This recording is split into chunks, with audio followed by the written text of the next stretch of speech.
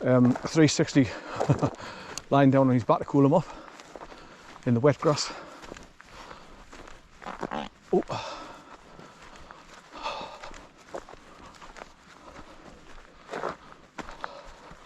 Now in the last few days now I've been suffering with getting really bad cramp in the back of my calf muscles, and I found out it's down to eating chocolate. When I eat chocolate biscuits the night before, when I wake up in the early hours of the morning, me muscles are tight, really tight and painful. So I've got to jump out of bed, stretch my legs and put weight on the so the muscles get pushed and released. So I'm going to stop eating chocolate biscuits. That's why I won't share chocolate biscuits with him as well, because that's a mistake I was making with Connor at the time. I didn't know. Right, so here's the sign at the top of the road, look. I think this is where I'm going to meet the main road.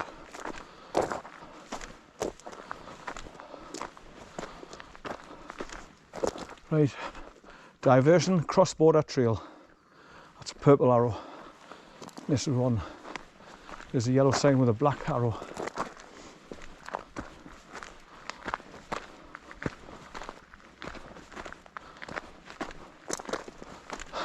He's a good boy, son. Are you getting knackered, son? Yeah, I know how you feel. I'm knackered. We're walking up that hill. Diversion, red route, MTB route. So obviously this is where all the mountain bikers trails are closed off for fallen trees or broken boardwalks or anything like that.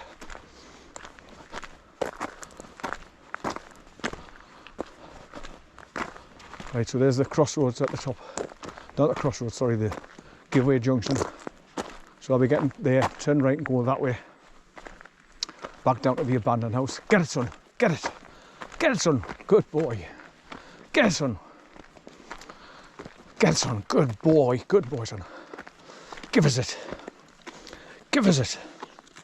What you got, son? What you got? Get it, son, get it. Kiss it, yeah, kiss it, yeah. Yeah. Good boy, kiss it, yeah, kiss it, yeah. Kiss it, son, kiss it. Right, lie down there. Lie down, son. Lie down, lie down. Lie down, get yourself a rest. You can chew it. Right.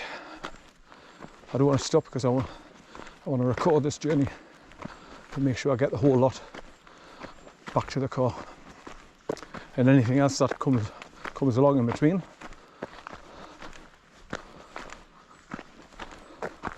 So what I've got to do is, when I go all the way back to the car, cross that concrete bridge again, jump in the car, pull forward, turn around in that area where the two gates are, and then just start driving out the farmer's track again, that mile, then do a sharp left and go up the steep S-bends to start going back out of here.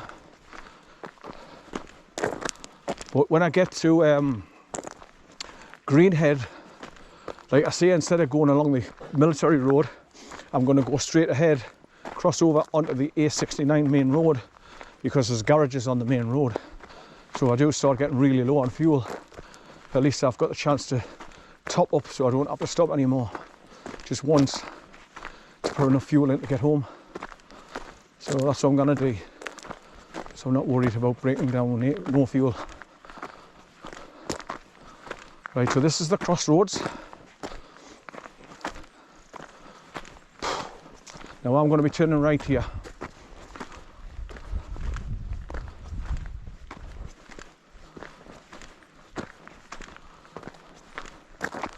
Right, I'm going to go across to that green sign and see what's on it. Is it Duns or something?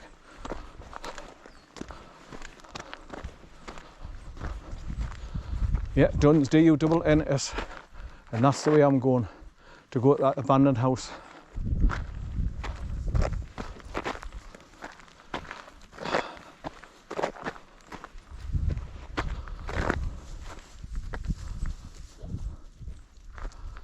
Right, come on, so I'm going back towards the abandoned house. Right, so it's just a mile and a quarter walk along flat road here to go to the abandoned house. Right, that's my first battery gone when I've reached the main road again here. And that green sign says Duns on D-U-N-N-S. And now I'm turning right and going back along this road here towards the abandoned house on the crossroads where I turn right is go back down to the stone and start heading back towards the car. Right, so that's the first half of the grueling part done. I've just got to make my way back to the stone now and then back down to the car. And the sun's still trying to break through the clouds now, so it'll gradually get warmer and warmer and warmer, which makes it worse for walking. As you start getting too hot, especially if you've got to go up hills. But luckily for me, I've done all the hills now, so even going back down towards the cars, downhill and over the concrete bridge. Good boy, son, good boy. There's a little place and all at the crossroads where the house is and all, where there's a bridge, and it's easy to get down to the burn that's running along past it. So you may be able to go down and get a drink if he needs one. I'll show him where it is anyway, and let him go down if he wants to.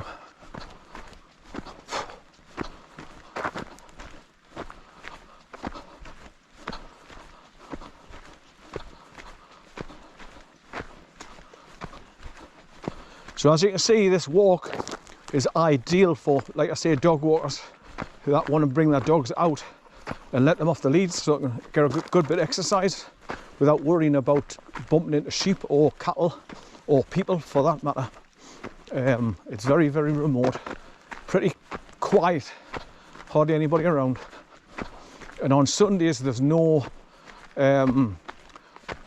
tree horsing operations going on, so you're all right. The dog that way as well for traffic and big heavy duty trucks coming up and doing the road.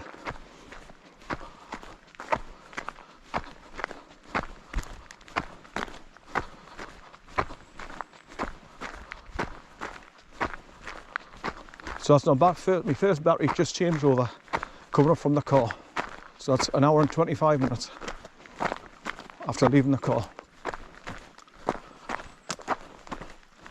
Now if you're an able-bodied person and you're young and fit, obviously you'd get a lot further, a lot quicker, but because I've got a stroke and I'm 64, and so I walk with a limp, it would take me a lot longer to get where I'm going. But one foot in front of the other, as they say, keep on going, keep on trucking, as I say. So I want to be doing this as much as I can because I love coming out in the countryside. It's lovely and quiet. Listen. Yeah. What can you hear? Exactly nothing. Not even, I can't even hear birds tweeting. So quiet out here.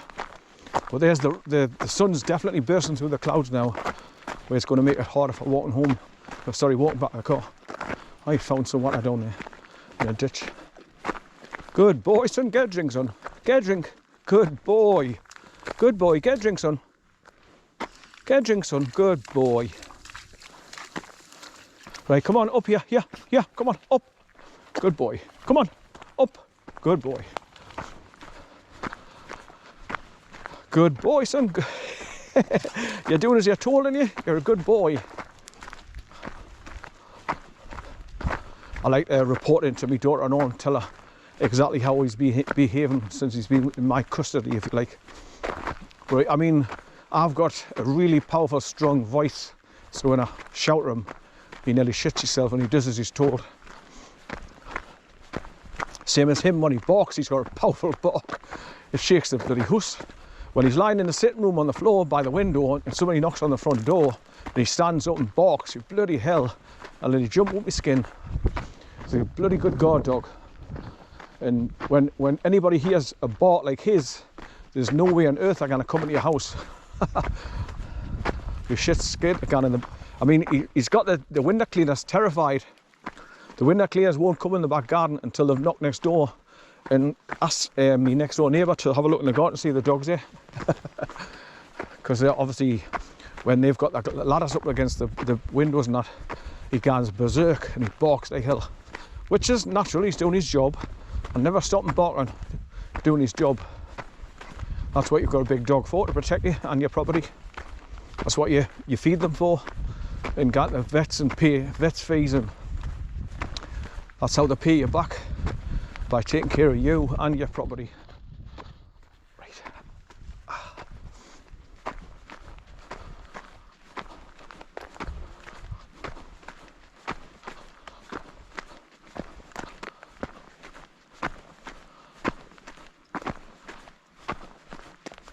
This is just going into the tree line up ahead there where the trees start again. That's where I bumped into two cyclists from Cumbria, where they come up from where I walked past the stone. Then they turned left and started coming along here. And I stopped and I was asking them directions to go to that crossroads where I've just come away from.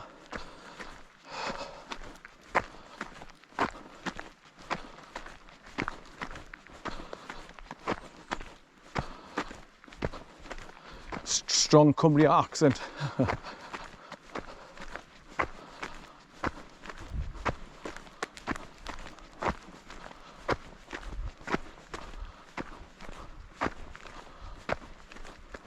Good boy, son, good boy.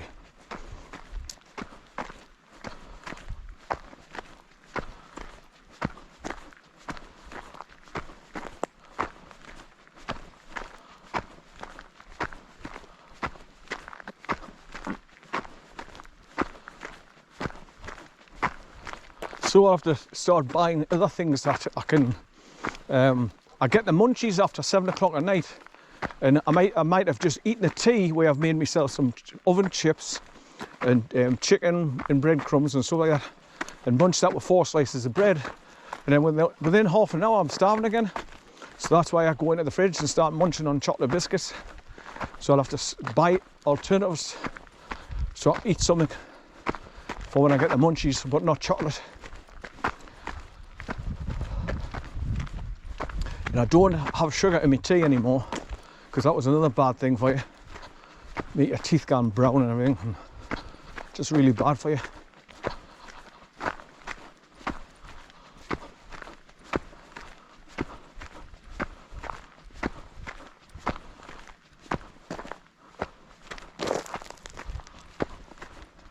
So we're literally over there, that tree line there, on the other side of those trees is where I've just come from, basically, after going down from the stone.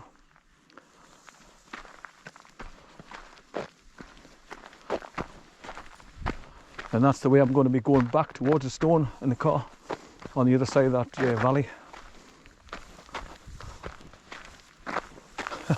Yeah, this is his funny half hour. He's cooling himself off, look. He's rolling about on his back. Good boy, son, good boy. Good boy, son. Are you hot, son? Are you cool enough? Good boy, son, good boy.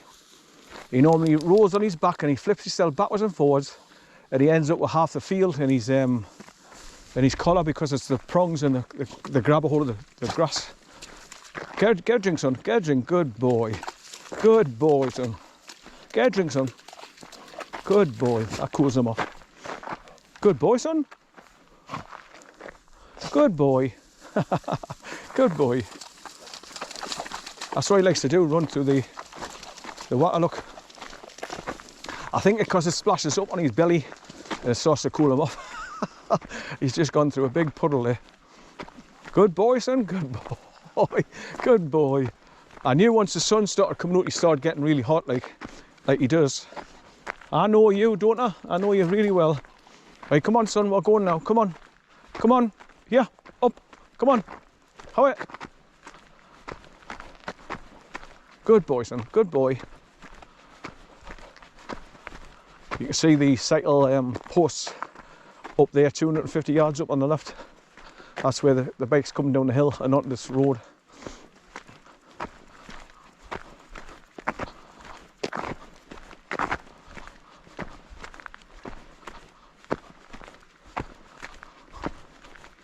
When I go past the abandoned house and start going back along that main road back towards the stone, if you look down the right in the valley, you can see the boardwalk going round in a half circle. And it's on stilts because it's all a swampy bog underneath. That's why they call it Swamp Trail Boardwalk. At first I'm looking down, I thought, what's that? I couldn't work it out, and then when I did zoom shots with my Nikon camera, I can see the boardwalk, the short boards going round in bits of S-bends all the way down. Starts from the main road and it starts going down and round, and there's like grey stone tracks, and it takes you all the way down to the boardwalk to cross over. Right, so I'll be getting into the tree line soon, out the sun, which is good. But there's a small stream going all the way down there to meet the one at the bottom and all. So you can see the grey trail coming down from the main road at that side. You can see the little marker post. You can see the grey S-bend after S-bend, and it comes down to the bottom. You must be able to get up here somewhere. He's running through the ditch. Good boy son, good boy. So as you can see, this is what tires him out though. So when we're driving back home, he lies down in the back of the car, you don't hear a peep out of him. It's great. So by the time I drop him back off at Natalie's house, he's knackered and he settles down for the day because he's too shattered to do anything else. So Natalie's really grateful by the time she gets him back.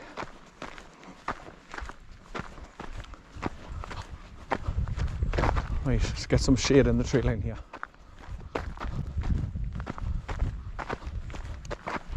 Good boy, son. Ain't you a good boy?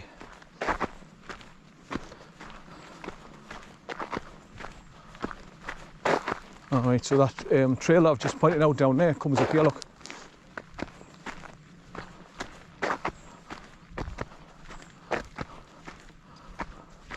So you go around all those S-bends after S-bend, come all the way up this grey track to meet the main track here. There's your posts, escape route. That must be to get you out of here quick. So if there's any fires and you need to get out of the way. Right, so there's another end of diversion red MTB route going this way towards the abandoned house. Right, come on son, good boy. Just nice and easy, we'll get back to the car son, you'll be fine. Just nice and easy, no running.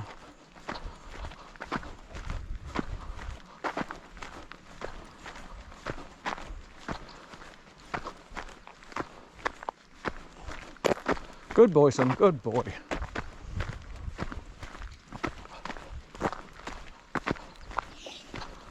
You've been good boy so far for your grandma.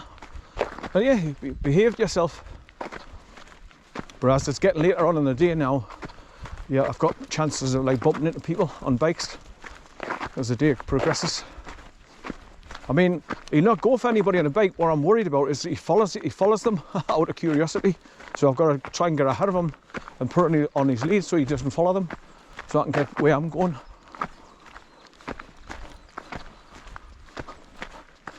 Not have to walk half a mile again and get him back and put extra miles on my journey.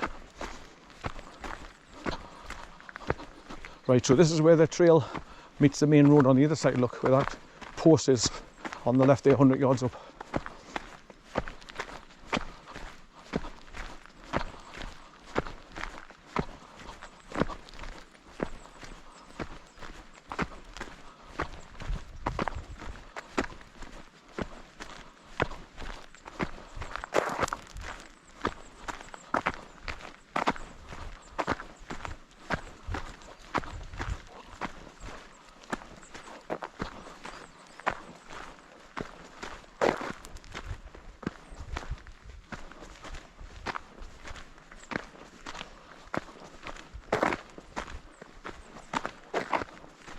There you go, there's the marker post and the trail coming down past that bush.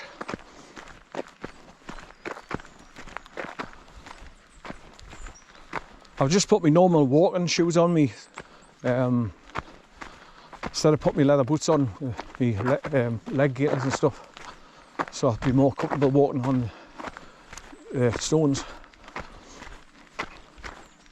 Because it's just like having training shoes on, training shoe boots on your ankles, and it's more comfortable for walking.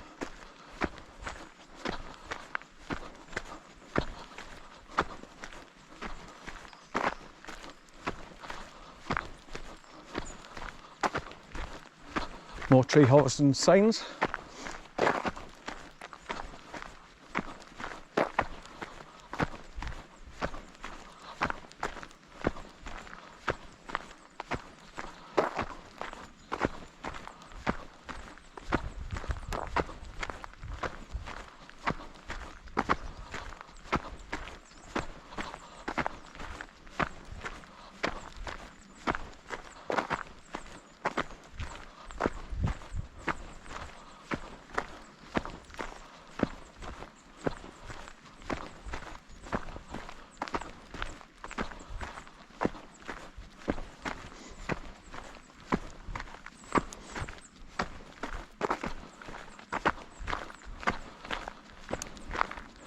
So I woke up about 20 past 4 this morning, as usual. In other words, as soon as it starts getting light and the birds start tweeting, I'm awake.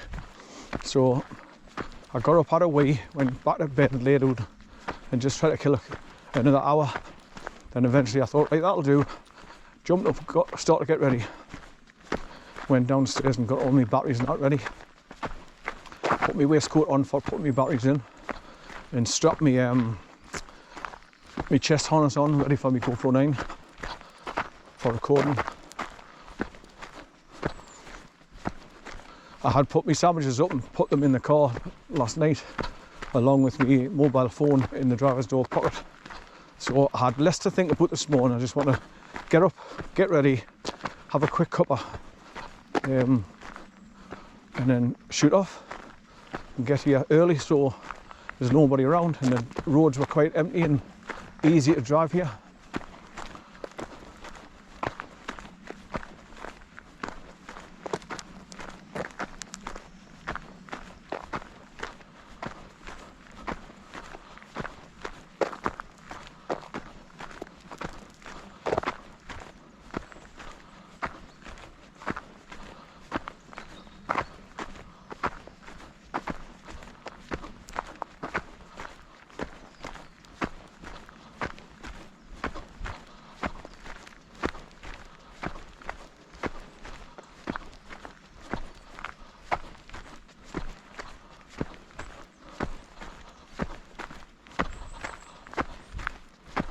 Right, get rid of, there's a bit of a bend and then it's just a straight road back to the crossroads and the abandoned house.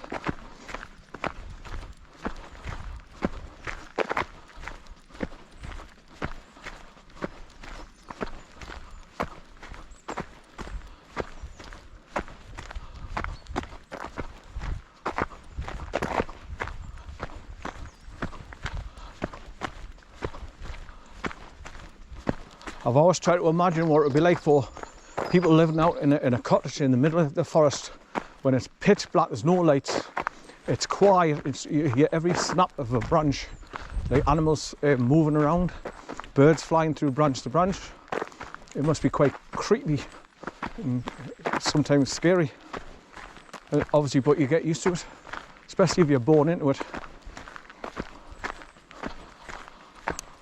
But it's perfect peace and no crime, no noise of motorbikes, less car fumes and stuff like that. Fresh air and quiet and peaceful. But, I mean, you've got to drive for miles to get to the shops to top up what you've running short of. That's the only drawback.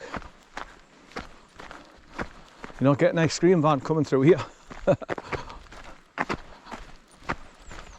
You've got to have a big freezer and keep filling the freezer full of your joints of meat and stuff, and chickens. Oh, more TV.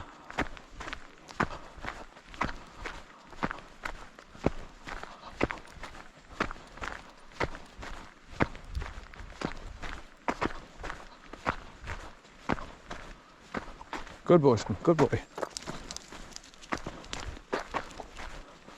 That's what I like to say, just a nice easy trot. I don't want to run because you get too hot and puffing and panting. You'll be knackered.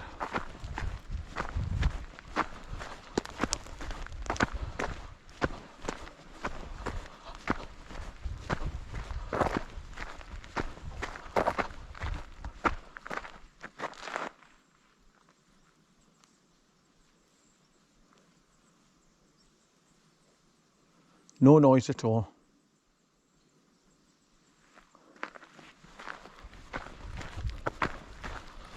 Just me walking on stones. It's the only noise you can hear.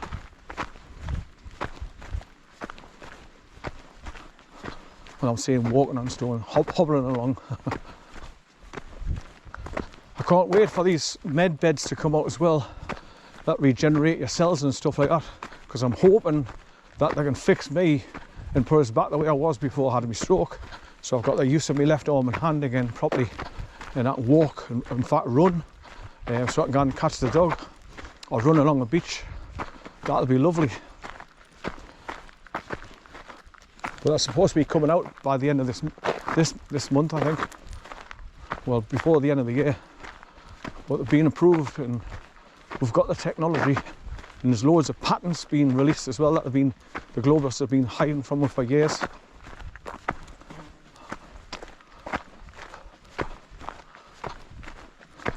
Just like when the COVID was out, they hid the fact that you can get ivermectin and what's the other one?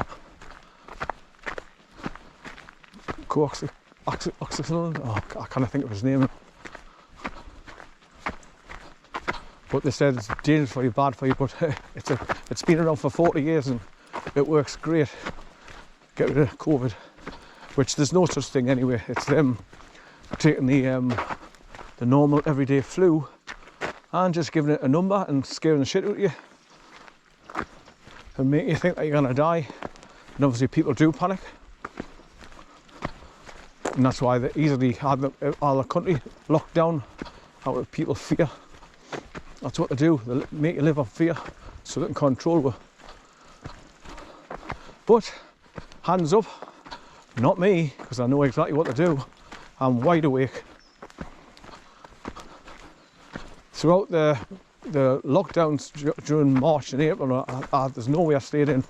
Still got in the van and drove out the countryside and did me hiking as usual with the dog.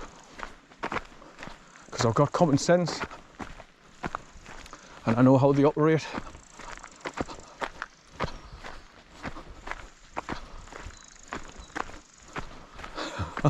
I just see him, he stopped again on the road looking back to see where I am. Which I'm really pleased to see that. He's keeping an eye on us. He's not going too far. We're not far off the house now. You'll be able to see it through the trees soon, because it's just on the corner. Well, like I say, I'll cross over where the bridge is and see if I can go down into the water and get a drink if he needs one. Cool off as well. But there's a stream run right along here as well, from the bridge at the house. You can hear it down here.